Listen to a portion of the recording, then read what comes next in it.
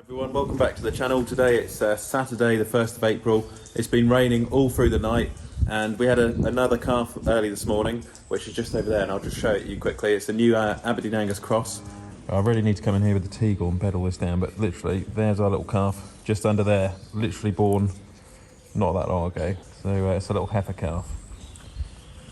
And it's not stopped raining since yesterday at all. It's literally rained all through the night. All this morning it's been raining. So it is a bit, you know.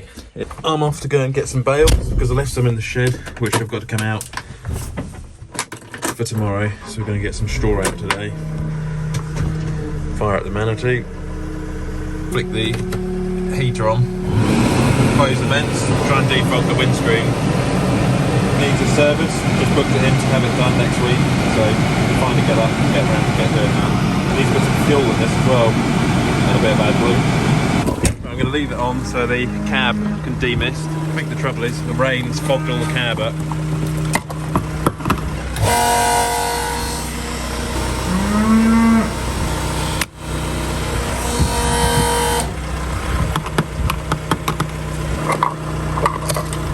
Get some AdBlue as well.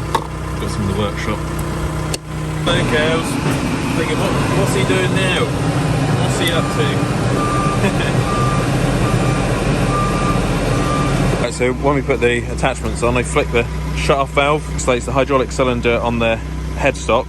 Then you want to press this button here, reduces the pressure, wait for the little lights to come on, the indicators. And then I've got these little covers on here which protect the couplings and stop all the muck getting in there. They've been brilliant. And I put this underneath here so the hydraulic hoses don't get damaged and caught in the headstock. And then I've got a zip tie on here so I know which way round, which one's got to go. So, other one behind. Zip. Mine in the tractor and the gator. Don't want to smash them up. I've got a busted bale here from last time. We want to bring these ones out ready for bedding down and feeding. These are our last indoor bales. There's not many left, so we've got to be careful how we use them. Then there's also some outdoor bales near the fodder beat clamp which have gone wet. There's only about 20 there, so we really are running out of straw. We've been looking at different balers. Dusty Dave from Spreader Bale said to look at a McHale round baler. I believe it's the V660 or the new model because they're super reliable. McHale make great balers these days.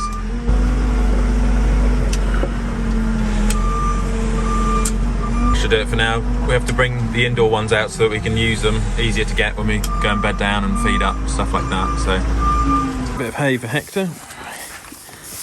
Leave it by hand. No feeder bed or anything. We've got to check on the boiler. It's a good thing actually for this torch. I haven't got my lights on in this shed very well yet, so that's pretty good. Dimmable. Increase it as well, and then you can obviously headlights. I'll leave a link in the description. It's a pretty good torch to be fair. Anyway, floodlight. Let's try and have a little look and see what's in the hopper. Oh. It's like climbing a little mountain. There we go. That's it. So it's eaten quite a bit. It won't need filling up, I don't think, for a little while. It's always good to see how much has been eaten up by that thing. But you can see there's the auger. That's how it takes it in down there. Look. We've got plenty of chip in here for a fair old while yet. You see it's like steaming at the top there, we get the moisture comes up. That'll settle down in there once I put it in there. That'll be alright. Whoa, down we go. There's the 135. I know a lot of you guys sports fans out there. I do need to get cover for that, cover it up if I can. So yeah, this is our road just down near the farm at the moment. You can see we've had so much rain recently. It's just getting ridiculous really.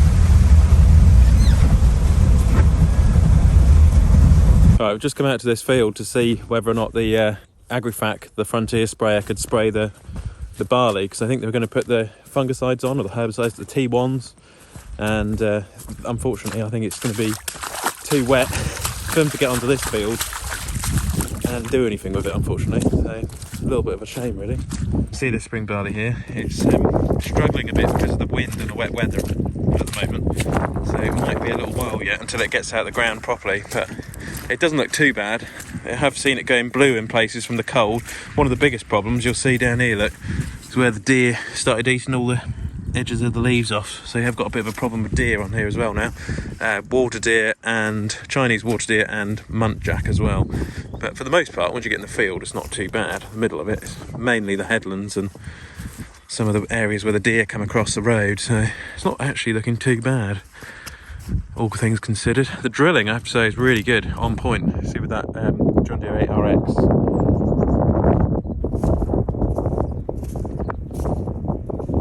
This field we call Stackyard. It's where we were going to grow the cattle food this year.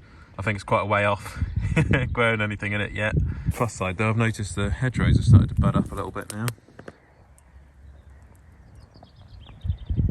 So yeah, that's the arable fields. This is kind of some of the oldie worldy sort of parts of where I live, where they haven't ruined it with new houses and things like that. Kind of the traditional countryside, I guess, some of the last of it. And yeah, I was talking to Dusty Dave yesterday about the round baler. He said to look at a John Deere trail mower as well, 1365, and a McHale round baler. He said don't go for the John Deere fixed chamber, which is interesting. So I'm just having to think about that as to what will be. Also, cock pheasant there. And just thinking about realistically what's going to be beneficial to the farm. You know, going for something second hand. John Deere trail mower and maybe the McHale round baler isn't a bad choice actually. Yeah, leave a comment in the comment section what you think would do us for the silage. A mower and a round baler. Something good for straw and silage. So yeah, some parts of Norfolk, beautiful part of the world. Like I say, they still haven't built houses around this part of the world too badly. You've got the sugar beet factory, which is just over there, Cantley sugar beet factory. Then there's also the Reedham ferry up ahead. Yeah, so I'm just leaving this here. We're at the ferry now. You see the river, that's how high it is. And the Broads, yeah, hopefully we'll get on the ferry, cross over. You can cross over if you go into the pub. But yeah, that water looks high. So we'll leave her. See you in a bit, Landy. There you go, in a minute a dock will come down.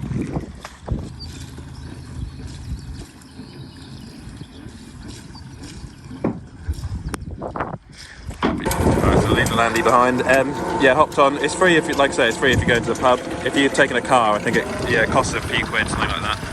So you see, looking at how high it is at the moment, it's high tide. We've had a really lot of rain, so it doesn't help. There's the ferryman.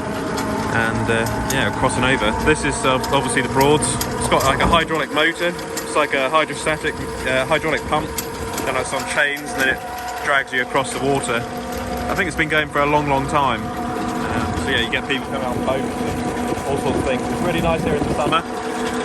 Obviously, this time of the year you need your coat. But yeah, there she is. See you later, Landy.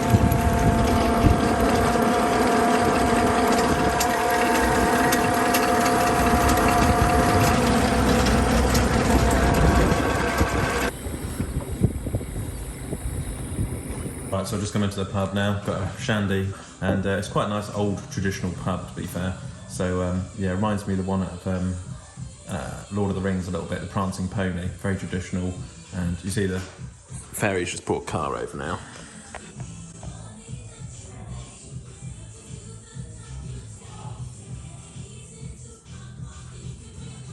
So there we go, functioning ferry.